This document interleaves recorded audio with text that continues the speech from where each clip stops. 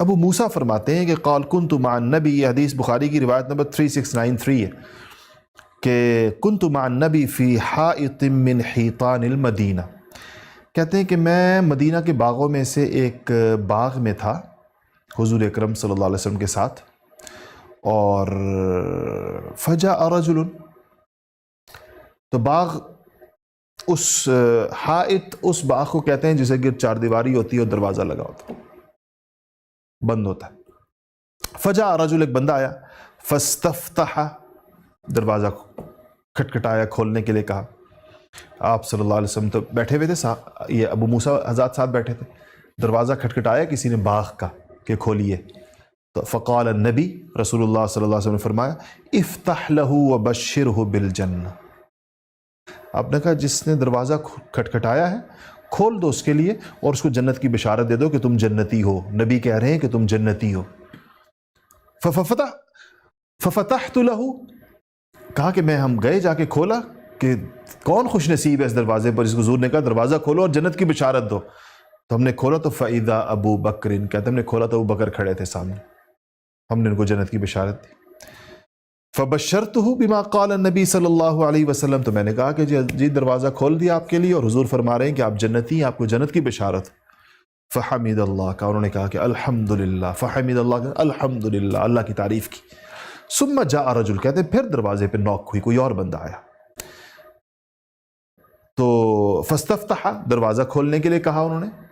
فقال النبی، نبی کریم صلی اللہ علیہ وسلم نے کہا کہ افتح لہ وبشرہ بالجنہ، اس کے لیے بھی کھول دو، دوسرا جو بندہ ہے اور اس کو جنت کی بشارت دے دو۔ کہتے ہیں کہ ففتحت لہ، میں نے کھول دیا، فاذا ہوا عمر، سامنے عمر کھڑے تھے۔ فاخبرتہ بما قال النبی، میں نے ان کو بتایا حضور صلی اللہ علیہ وسلم بیٹھے ہیں، فرما رہے ہیں دروازہ کھولو اور ان کو جنت کی بشارت دو۔ فحمد اللہ، کہا انہوں نے اللہ کیا الحمدللہ، انہوں نے بھی کہا۔ ثم استفتح رجل، پھر کسی نے دروازہ کھٹکھٹایا، فقال لی افتح لہ وبشرہ بالجنہ علی بلوى تصیبہ، ایک جملے کا اضافہ فرما دیا، کہا کہ کھول دو دروازہ اور جو صاحب کھڑے ہیں ان کو جنت کی بشارت دے دو، اور ان سے لیکن مصیبت اور پریشانی کے بعد، دکھوں اور تکلیفوں کے بعد جنت کی بشارت دے دو۔ دکھ اٹھائے گا، تکلیف اٹھائے گا، آزمائش اور مصائب، مصیبت اٹھائیں گے، پریشانی، پھر جنت میں جائیں گے۔ میں گیا اور میں نے دیکھا تو عثمان غنی کھڑے ہوئے تھے۔ عثمان نے تو کتنا ظلم سہا ہے اپنی شہادت سے پہلے، 40 دن ان کے گھر کا پانی بند کیا گیا اور ان کو مسجد نبی میں نماز نہیں پڑھنے دی گئی، اور اس سن رسیدہ 80 سال کے لگ بھگ ان کی عمر، اور ان کو جس بے دردی کے ساتھ شہید کیا گیا۔ ان کی اہلیہ حضرت نائلہ نے جب بچانے کے لیے آگے آئیں تو جو تلوار چلائی، نائلہ کی چاروں انگلیاں کٹ کر سامنے گریں۔ یہ منظر بھی انہوں نے دیکھا اپنی شہادت سے چند منٹ پہلے کہ اہلیہ کی چاروں انگلیاں کٹ کے سامنے پڑی ہیں، اور پھر ان کے سینے پر چڑھ کر ان کی داڑھی سے پکڑ کر ان کا سر اوپر کر کے ان کو خنجروں سے ذبح کیا گیا۔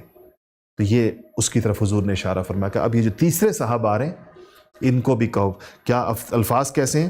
وہ بشرہ بالجنہ، جنت کی بشارت دو، علی بلوى تصیبہ، ان آزمائشوں اور کے بعد جن سے انہیں دنیا میں واسطہ پڑے گا، دنیا میں جن آزمائشوں کو وہ سہیں گے اس کے بعد ان کو جنت کی بشارت دو۔ تو کہتے ہیں کہ فاخبرتہ بما قال، یا ابو موسیٰ الاشعری کہتے ہیں میں نے جا کے ان کو بتا دیا حضور آپ کو جنت کی بشارت دے رہے ہیں تکلیفوں اور دکھوں کا سمندر پار کرنے کے بعد۔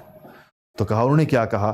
فحمد اللہ، اللہ کی تعریف کی، الحمدللہ، جنت پر الحمدللہ کہا۔ تکلیفوں اور مصیبتوں اور آزمائشوں کی جو ساتھ جوڑا رسول اللہ صلی اللہ علیہ وسلم، اس پر کہا ثم قال، کہا اللہ المستعان، اللہ تعالیٰ مدد کرنے والا ہے۔ کہا وہ جو آئیں گی، حضور نے جو فرمایا کہ وہ لازماً آئیں گی، اللہ المستعان، اللہ مدد کرنے والا ہے اس موقع پر، میری اس موقع پر اللہ مدد فرمائے میری۔ کتنی واضح حدیث، کتنا دو ٹوک نبی کریم صلی اللہ علیہ وسلم کے ارشادات، اور کیسی کیسی بشارتیں ان حضرات کو، اور کتنی مستند، اس سے زیادہ مستند چیز کوئی آپ کو نہیں مل سکتی۔ اب آپ بتائیں، میں مزید حدیث کی طرف جاتا ہوں کہ ان کے سامنے، ان باتوں کے سامنے تاریخی روایات کی کیا حیثیت ہے؟ ان کے سامنے واقعات اور قصے، کہانیوں اور افسانوں اور داستانوں کی کیا حیثیت؟ یہ حضور اکرم صلی اللہ علیہ وسلم کے ارشادات ہیں۔ یہ بخاری شریف سے میں نے آپ کو ساتوں احادیث آج کی سنائی ہیں۔